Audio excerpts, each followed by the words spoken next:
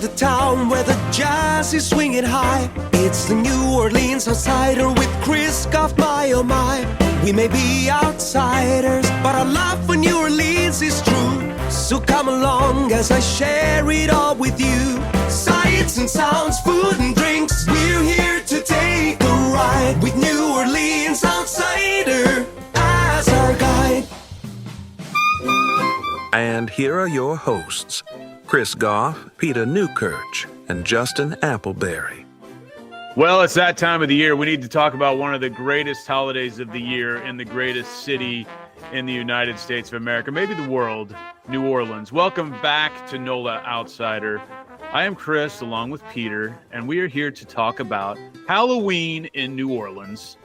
Peter, you and I have been there for multiple Halloween seasons, sometimes maybe not specifically on Halloween Day, but on events surrounding it that we'll get to that make the town so much cooler in that time of year. But I got to say, Peter, before I throw it to you, the town of New Orleans is, I don't know. I can't think of a better town built for Halloween. I mean, it's sort of like Halloween all year round.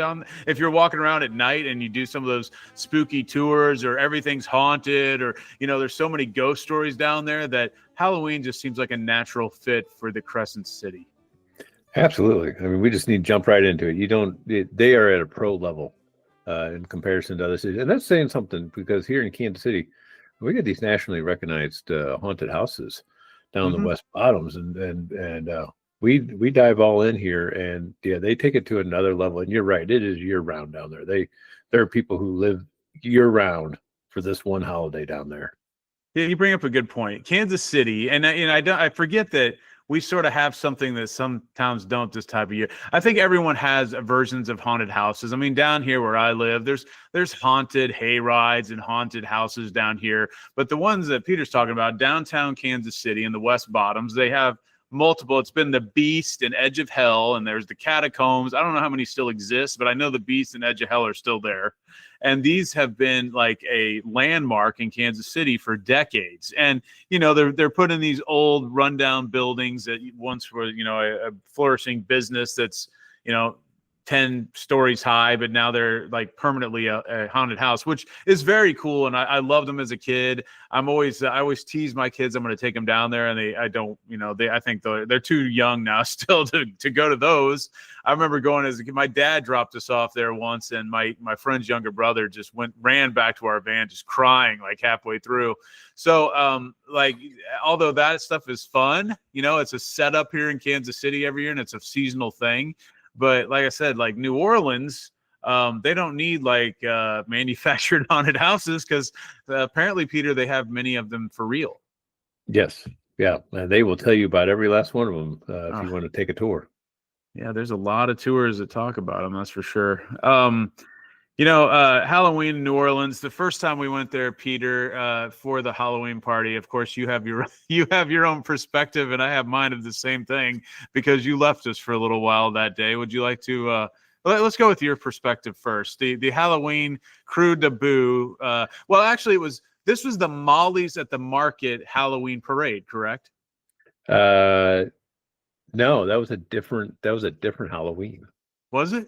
Yeah. Yeah. Okay. Yeah. You're getting them mixed up, but that was great. Because we were staying on that one with the Krewe of Boo coming across that parade. We were staying in the further over in the Mirny from you guys. Okay. And yes, because my wife had enjoyed herself and hurricanes. She was done for the evening and the afternoon. So. Yeah. Got her back and settled in. And then I was wandering back to meet up with all you guys and came across the Chewbacca's crew, and they were having a wonderful Star Wars Bacchus parade. And I wandered over and found you guys over around Verdi Mart, and we all joined in and followed that parade. And that was the true belief and the true way that the second lines were supposed to happen. And we just were in, us, a couple hundred other people just marching through the streets as one should do in New Orleans. That is sad that they don't really have that. I mean, maybe it happens when I'm not there, but it used to happen all the time when I was there, and I never see it anymore. But the way that this Krewe of Boo was, and just the offshoot parades. I mean, I once, 10 years ago, I once downloaded this app that I still have that still alerts me when a parade begins in New Orleans. And of course, they're all over the place during Mardi Gras, during Halloween season, during St. Patrick's Day season. There's big seasonal parades all over just different parishes around the area. But, you're right. The problem is when you day drink in New Orleans and you go there multiple times in Halloween, you forget which one runs into the other. So you're right. We were just there having a good time, probably celebrating our friend Sarah's birthday in some form or fashion because her birthday is on November 1st. So I just remember that, yes, we had several hurricanes at Fritzl's. Charlotte had to go home for a while, and you left.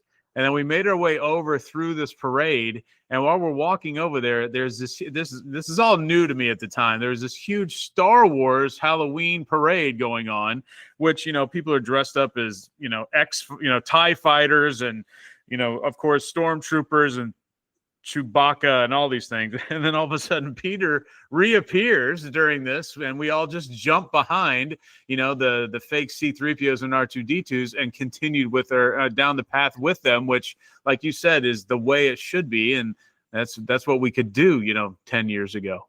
Yep. Yeah. I remember I was walking and I heard it, and then I saw it, and I was trying to catch up with it, but I was trying to get back to you guys to tell you about it and not lose the parade. And it was a whole thing about it, and it all worked out in the end, which was the best part. Well, I mean, there's so many small events that take place during Halloween season in New Orleans, but I think the two biggest ones that I've been a part of has been the Krewe of Boo parade, which is a huge, cordon off the entire French Quarter, and they have like huge floats where you can either be a part of it somehow or not, and just be a spectator. And it's just an amazing, reason to have a huge parade where everybody's dressed up. And then also for years, the Molly's at the Market Halloween parade, which no longer exists in its former fashion, where you could actually take part in it as a paying customer and you're in the parade. So before we get to Krewe of Boo, let's talk about the Molly's at the Market Halloween parade. So we've talked about on this podcast the Molly's at the Market St. Patrick's Day parade that no longer exists, but now they still have these Molly's at the Market St. Patrick's Day limo pub crawl, which is something we do every year, and we love everyone at Molly's, and we love doing that. It's a tradition of my wife and I. However, it's been gone for years now, but our friends Travis and Sarah, they took us and told us all about the Molly's Halloween parade, which again didn't really understand it at the beginning. So they're like, "Hey, wait, you want to be part of this parade?" Well, yeah, that'd be cool. We're all going to dress up. That year, I dressed up as He-Man, and so we go down there. You went against the rest of the theme, which was Day of the Dead steampunk, and you just chose to go with He-Man. Yeah, I thought He-Man was funny. Yes, it was great because I met Skeletor down the road, but we'll get to that. But so we at the time, like our friend Travis, and I was asking him the other day, how much was that parade? He's like, well, it's $135 to be in the parade. And I'm like, and again, I didn't understand the economics of a parade in New Orleans at the time, so I was just ignorant to it all. But I was like, $135? Do I get like unlimited drinks? No, you just get to be in the parade on a float, and they will give you throws, necklaces or whatever to throw out to people, and that's what it is. That's it. And it took me an hour or so for me to understand, like, okay, like it's going to be worth it because it's going to be a great story, whatever. So we pay $270 for my wife and I to go on this Halloween parade. And I thought that was nuts at the time, but then the experience of doing it was so much fun. I wish it was still around. Yes. I mean, you got to the place where they tell you to meet at the time, Peter, and you were there. I mean, it's like you get there, like, hey, you get your ticket, you get your lanyard, whatever, and you get on these multiple different floats that they have all set up. And, different sizes, different openings, different windows, nothing's like super uniform in these floats. But whatever float you picked, you get in there and there's just like boxes and unlimited boxes of necklaces and crap to throw, which as you're, we're already drunk getting on here, you're drinking at stops along the way. And it was an unbelievable night. Oh yeah, it was great, and they restocked about halfway yes. through. They Right. they restocked the throws, and we'd gone through the vast bulk of those, just chucking them out to people who were having a great time. We were having a great time. Everybody was dressed up. Everybody put thought into their costume. We saw some great costumes. I remember there was one young lady walking around in a full Las Vegas showgirl outfit. It was real. I got up closer. And because they talk about those headdresses being super heavy, you could tell she was having to walk and somehow she was managing to walk in those high heels on New Orleans streets and not fall on her face, which was impressive in itself. There was probably one of the most memorable ones I saw was a lady dressed up, did a perfect representation or outfit of Tippi Hedren from the Birds, and had wired birds into her outfit to be attacking her at the same time. There's no way that had to take months to put that outfit together. Yeah, this isn't thrown together. No. Nothing down there is thrown together on these parades. If you live down there, and of course, like Mardi Gras is a whole other world, but like you go to these things, people are just like, they put so much time, effort, money into their stuff. In fact, our friends and we'll get to the Krewe of Boo parade, but our friends that we see every year now at the St. Paddy's Day parade, it's their clan's name is the Irish Rogues, and they had their gear all at the Krewe of Boo parade this past weekend. And dude, it's just, unbelievable, decked out. I saw the videos. He has this huge transport truck that also has like a trailer that's like basically another rail car behind it. And he just drives this monstrosity thing. And both rail car and the truck in front both have working taps. They both have shots of everything available there. And they're just throwing stuff out. There's lights, there's music blaring, speakers everywhere. The amount of work and time these guys put into this is unmatched. And it's obviously a passion. You're doing it for the love of the game. You're not doing it for any other reason, because it's expensive, really. Yeah. And once you do a parade, you're like, I $135, no problem. It's absolutely worth it. Oh God, yeah. It's funny because you go through phases of your life where there's things I do in New Orleans that 15 years ago me would be like, are you stupid? Are you nuts? The amount of money that we spend when we go down there, whether it's for a parade or a limo pub crawl, or it's just the meals that we eat or the drinks or whatever, and then there's not one iota of remorse that when I leave. So nope. There's not. But the Molly's at the Market parade, though, it was awesome. It was started by Jim Monahan years and years ago. We've talked all about him, the guy that started Molly's and had a hand in so many other, Aaron Rose and so many other bars around the French Quarter. Even has ties up here in Kansas City. He put it on. It was sort of a neighborhood cool thing. It was either on Halloween night or the weekend closest to it, which is when we usually took place in it. And, it had horse-drawn carriages. It had the marching bands. It had the floats with people like us, and everyone's just drinking and having a great time. The thing went on for years and years, and it finally stopped. I want to say, I don't know. It was pre-COVID, right? I think it was right around COVID stopped a lot of things, and in New Orleans, as we talked about before, COVID was a demarcation line of not only just obviously things died and had to get built back up, but also you had Mayor Cantrell in there who was for whatever reason, I don't know if it was the council and just the mayor or whatever, the city politics wanted to make it harder to have permits for these parades. And Molly's is a family-run business. It's not some huge conglomerate thing. So they obviously have to make some money on this when they're going to do it. And the permit charges on top of how much it costs for everything else that goes in these parades are so high that they stopped doing it. I want to say, I can't remember if it was right before COVID or right after COVID, but that wasn't the only reason. But like many things, that was an impetus for a lot of changes to happen. Yeah.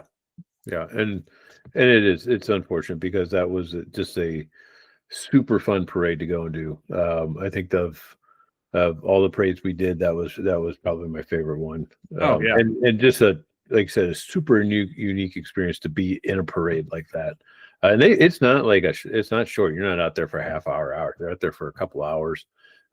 Everybody's just having a great time, and it starts in the afternoon. It's still light out when you leave, and you got time to go wander around in the morning, and then go get your costume on and together, and so a few of us were able to do that a little faster than others, but and then we wandered up there and hung out and had a drink or two, and then got up on the float, and it was just a great time all around. I mean, it's just a great place to have this parade. You have like the Halloween parade is the best just because everybody else in the street is dressed up too. And it's not just like, I mean, I've been to parades they had the Sugar Bowl parade around there. We've been the St. Patrick's Day. We've done multiple other parades, but nothing's like Halloween because the participants outside, the people that are waiting to catch throws or whatever, they are dressed up too. And so everyone's dressed up. It's like a big party. I mean, the weather's always pretty nice down there. Obviously, it doesn't get cold around Halloween in New Orleans. So it's just a perfect place for it. In fact, that's probably the beginning of like sort of the cool down. When I say cool down, it gets to, under 80. So, it's actually nice down there for that. But man, it was just so much fun to do that. And like you said, they would turn around. They'd have a halfway point where we stopped and went to that bar, and they restocked and reloaded everything on the floats, and then you get back on and go back. And yeah, I don't remember a lot about the second half of that, but Yeah, it was we had a great time, and it sucks that it's gone. Do I understand why? I mean, so many things like that. Even in Kansas City, I was just listening to our friend Johnny Dare. He was talking about Rockfest. That's something else. Like the amount of money that it takes to put, and the money and time it takes to put on a production like their Molly's at the Market Halloween, parade is just. I mean, you wouldn't even understand it unless you had to put pen to paper and start worrying about all the charges and the time, and just buying the throws are expensive now. That's even gone through the roof. Everything's just so high. So yeah. but it was. I'm Coordinating all so happy that we were able to take part in it because it was a great time. Yeah, coordinating all the people at the floats. I mean, like you said, they're they got the mules out there pulling the carriages, and that's a lot of coordination on the part of the bar just to get that all together. And you brought up a good point. Halloween is down there is one of those times you have no idea what the weather's going to be like. Mm-hmm. It could be 85, or it could be 60. Yeah. We're going to New Orleans in a little over a week now, and I mean it's still. It's sort of still tail end of hurricane season. So you still have like rainy weather, but it's going to be, a little cooler in the mornings, but warmer later. So it's the time. It's sort of like here too. It's, you have to dress it's cold. It's like 30 in the morning and 70 in the afternoon. It's weird here. It's a little bit like that down there too. But I saw that Molly's, they still try to do traditional stuff there. This year, it really looked like they did a cool job. Like, I'm going to miss it, I'm sure, but they did a cool job, like putting like Halloween decorations all over the inside of that bar. They have cobwebs everywhere. They have their special like Halloween drink menu there that's only available through Halloween.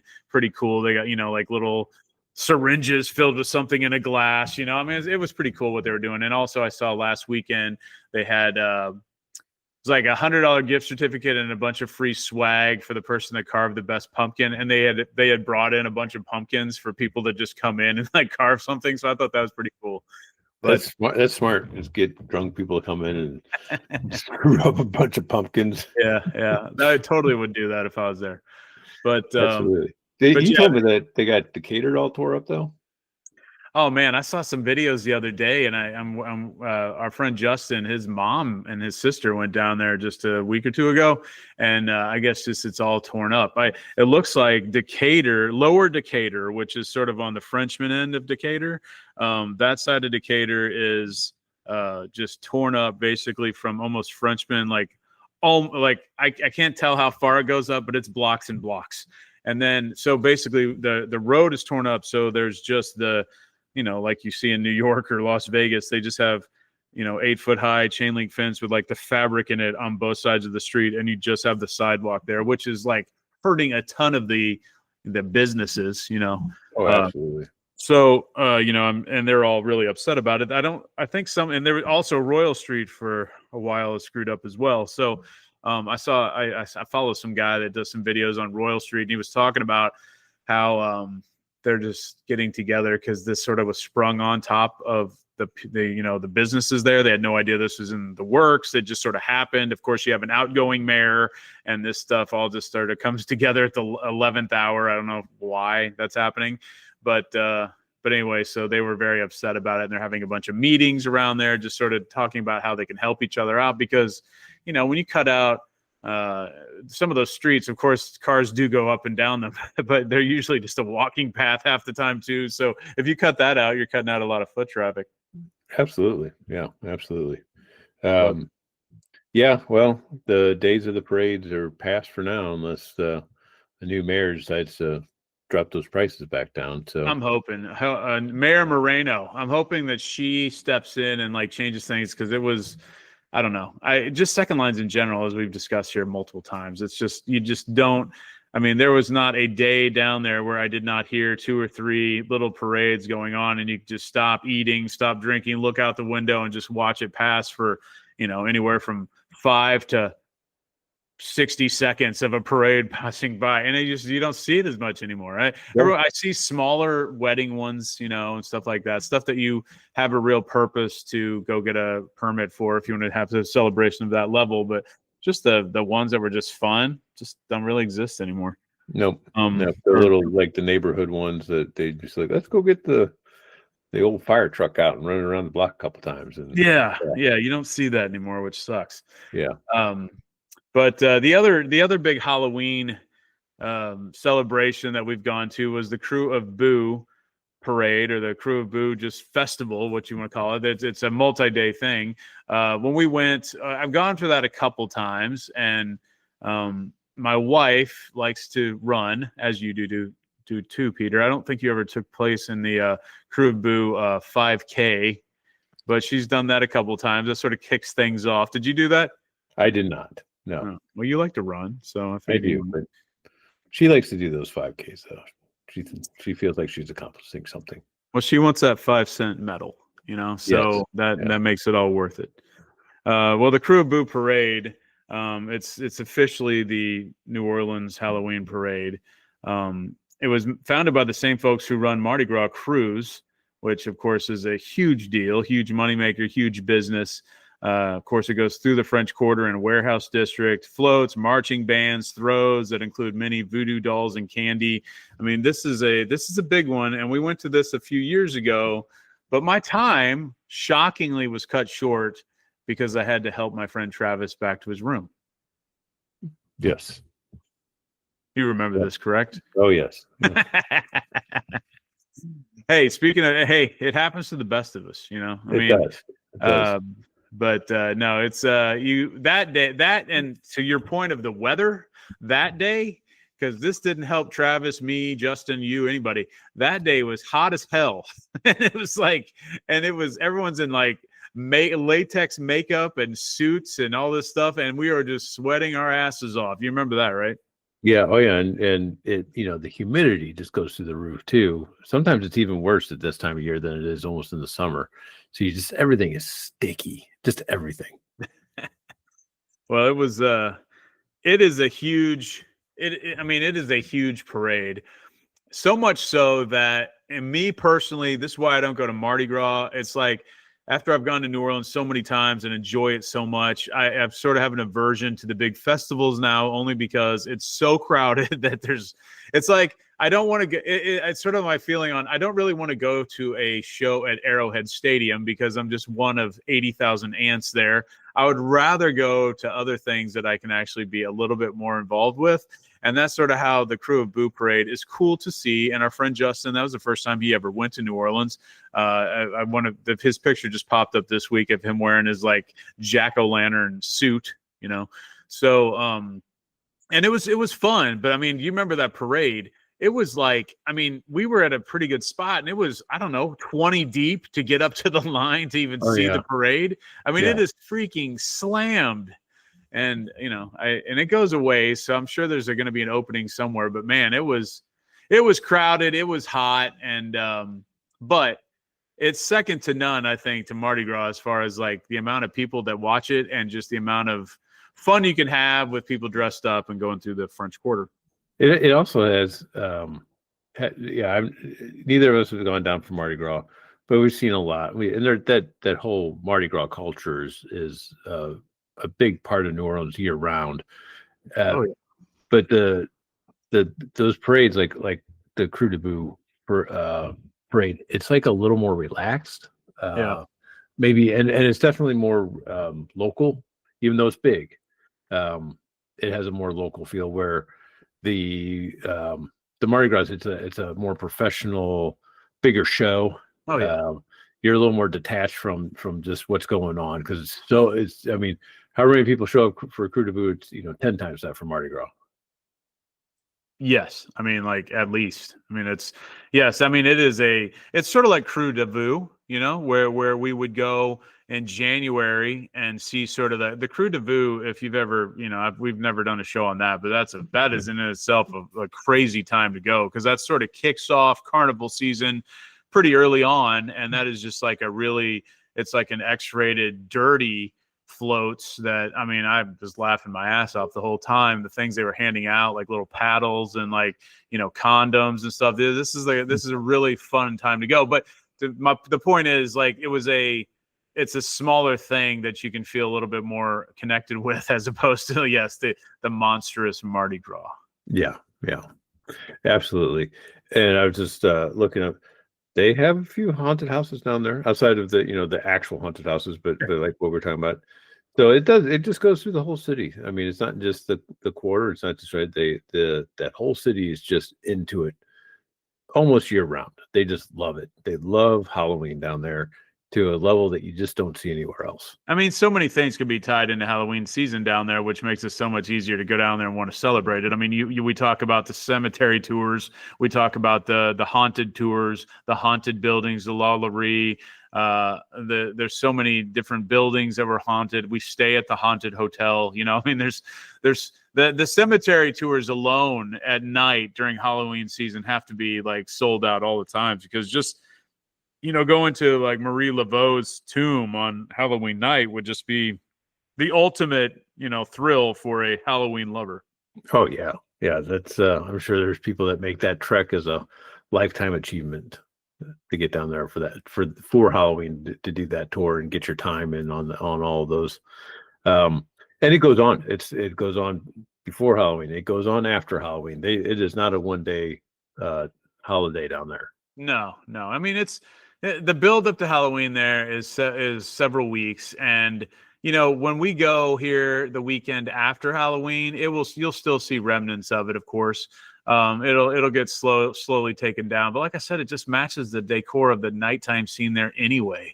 I mean, just walking around the French Quarter at night, if you're on the side streets, not Bourbon, but if you go down like a side street, where Touchdown Jesus, or these places where you're just walking around, you're just like, it's sort of creepy. You don't know. Yep. It's scary just in general, right? But it's also, there's just so many, whether it's the Muriel's table setting for the former owners there, or it's just the constant tours that you're walking around and you're hearing these guys tell the tales of what is going on here. It is just, or the Museum of Death. I mean, we can even tie in the Museum of Death to Halloween, which, don't go there on a hot, humid day in the middle of the summer, because your wife might get sick. Yes. But who didn't want to go in, who didn't really want to go anyway, and certainly didn't want to stay and read everything. They did not want to see the filth and gore of that place. But no, it was. I don't know. I don't know if they do anything special for Halloween, the Museum of Death. I mean, I don't know what they could possibly do. I mean, it's not the biggest thing in the world. So, but outside of some kind of admission thing or something, but it was, I mean, there's just so many things tied to, you could tie into Halloween down there. I look forward to going down there the week after, just because, like I said, there's still remnants of that. It's not nearly as crowded. I think the reason why we started going in early November is sort of like a routine. Number one, I don't hunt, so I don't give a crap if people have hunting season licenses because, who cares? We do know a few people who think that they should be sitting in a deer stand instead of going to New Orleans. That's a different conversation. Those people obviously need your wife's services. But no, I think there are things that it's just there's less people there in early November, but you still get the great weather and sort of the leftover stuff. I mean, you're talking about a town that on 365 has vampire stuff all over the place, right? There's vampire tours, there's vampire speakeasies, there's vampire drinks, there's bars, there's cafes. Like, I mean, people are walking around with the little plastic syringes of looks like blood and drinks and stuff. And it's like, this is what happens all the time.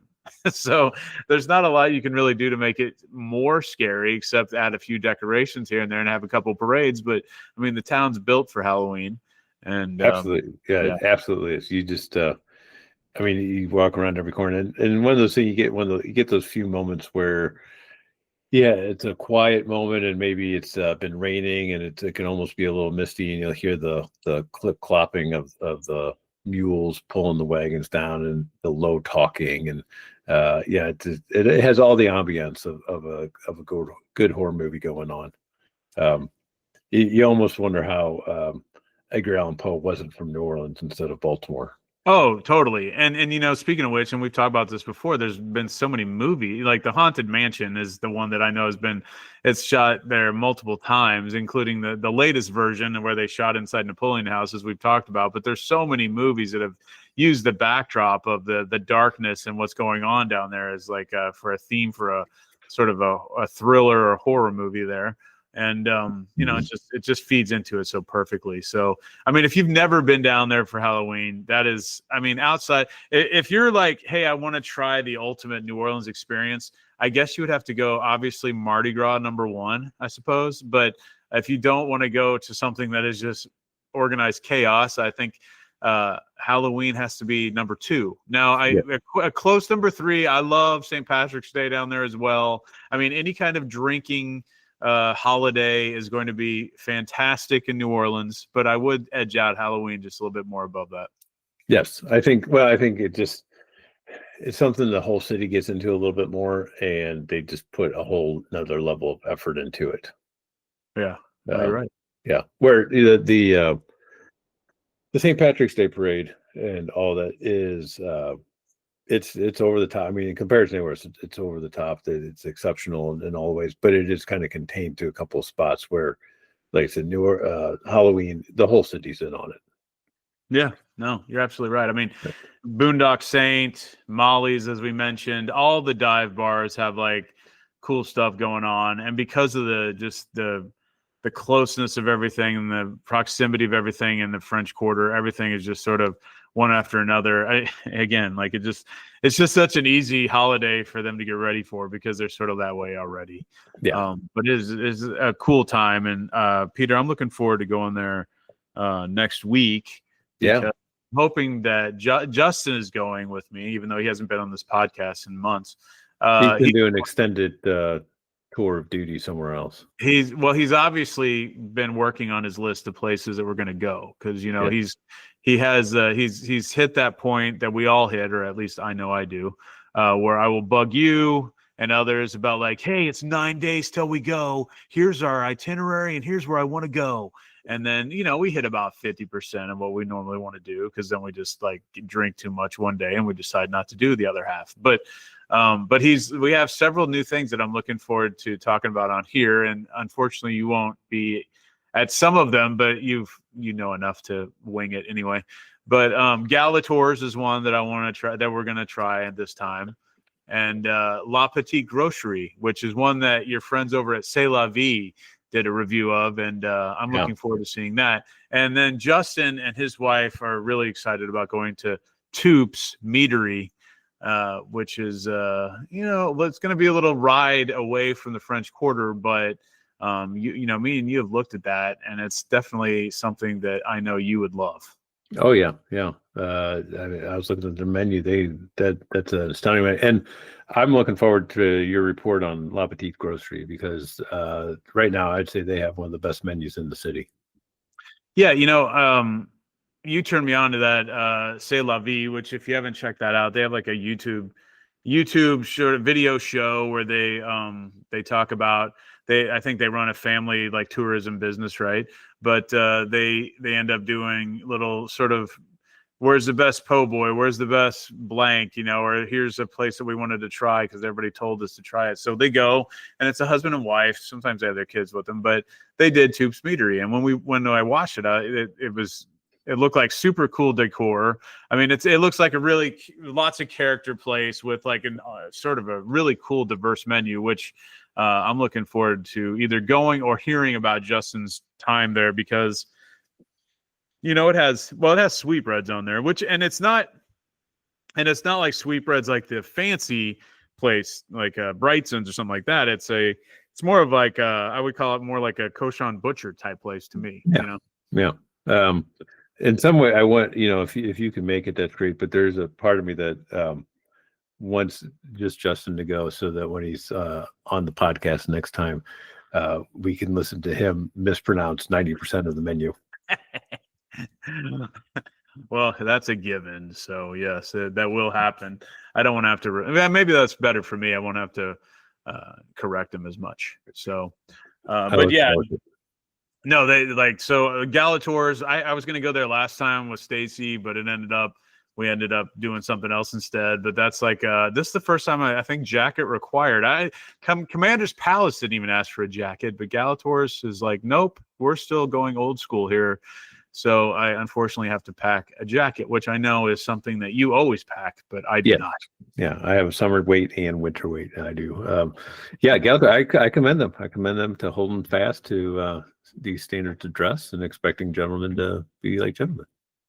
Yes, you're always the best dressed of all the guys. That's no. I will always give you that. Well, thank you. You know, speaking of podcasts and other things, I have to give you credit for turning me on to a unrelated to New Orleans but great YouTube channel, Sandwiches of History. Anyone who is listening to this podcast cannot recommend enough to check out Sandwiches of History. It's a middle-aged man standing in his very average-looking kitchen making sandwiches from history, and he does a great job of explaining the history of the sandwich, goes through the process of making the sandwich and then eating the sandwich and rating the sandwich. And usually most of his videos are about 5 minutes. If that, yeah. Yeah. I mean, so when I saw it popped up because we're always talking about food and funny stuff like that. So this guy's like, I knew you'd love it because it's like, he's a real calm guy, you know, and he's not somebody trying to get like clicks really. He's just like doing it for fun. And he like I told you, he's starting to get like some celebrity sort of back and forth, which is good. But I feel like you could have easily done that show. And I'm sort of pissed that someone else did it first. I feel like I could have, but I give him all the credit for committing to doing it. I think that's what. So as I say that, and I was thinking about it the other day, I was like, you know, Peter could have done this show because he's a chef and he could do this. But that's, you know, people underestimate how much time and effort goes into doing something like that. You know, like you have to get all the ingredients, you have to shoot it, you have to edit it, you have to do it, and he does one every day. And so I'm like, do you just go to the store? And I mean, of course, I'm like, let's batch a bunch of them at a time, you know, so I don't have to do it every single day. I'll just do like 10 at a time. And I guess you could bang them out pretty quick if you had all the ingredients. But, you know, as you know, Peter, if you get these damn recipes and they're asking for, you know, one needs like one, you know, speck of fresh blank, you know, and you're like, I'll never use this again. I have so many things in my cabinet where one recipe called for it and it never used it again, and it collects dust until I finally throw it away one day. And that is the ultimate problem with doing that show. Yeah, something like that. I think my favorite so far of his of just unique sandwiches with the 1925 peanut butter sandwich, which was you mixed peanut butter, mayonnaise, celery, green peppers, and raisins together, and spread that on just untoasted white bread. Wow. Yeah. So that's you know what that is? That's a country sandwich. Okay. Because my grandmother, one of her favorite sandwiches was the peanut butter and onion. Yep. I've heard of that. That is a total like country sandwich. Like it's just the sweetness and the crunch and savory, like spice, whatever of the onion. That was one of her favorite sandwiches. As a kid, it sounds disgusting. As an adult, I'm like, that might be okay, Yeah. Wow, the peanut butter sandwich. Yeah. See, when he pulls out the paper covered 1909, edition of Sandwiches of the World or whatever. Those are the ones that are really I geek out on those because I'm like, what are they eating 110 years ago? Yeah. That leads all back. He said onion sandwich. So James Beard, one of his most famous, it was an onion sandwich that he made that people constantly keep remaking. And I believe La Petite Grocery is a James Beard award-winning restaurant. It is. Yeah. And as I told you, I put more stock in someone even being qualified, even being nominated for a James Beard award, really over a Michelin star. Wow. Yeah. And it says La Petite Grocery is outside of the quarter. And, like I've said this to Peter a lot, and there's so many, when we go to New Orleans, when I go to New Orleans, I go for like 3-4 days tops, and we have things that we like to do, and that cuts into some of the days. And like, you start to have to it's just like anything else. You have to decide how much time you want to spend doing something or how much money you want to spend driving somewhere. And I have no doubt. Of course you took a road trip over to Lafayette and Baton Rouge, and you have all these great stories of actually going to Cajun country and these awesome places to eat there, which you would have to add multiple days onto a trip if you wanted to enjoy the French Quarter and also do stuff like that. But there's so many great restaurants around there. I have no doubts that you could go 30 minutes in any direction from the French Quarter and have so many great places that we've never talked about or heard of. But it's just a matter of how much time and effort and money you want to put into that, Yep. Yeah. That's we've discussed that there is a cost, additional cost to travel outside of walking distance. There is not cheap to get around in that city if you don't have a car. No, and of course you don't want a car there. It's like that and Las Vegas are the two towns that I'm like, there's no reason for a car. There's really not, unless you have like desires to drive over to Alabama or to do what you did with go through the state.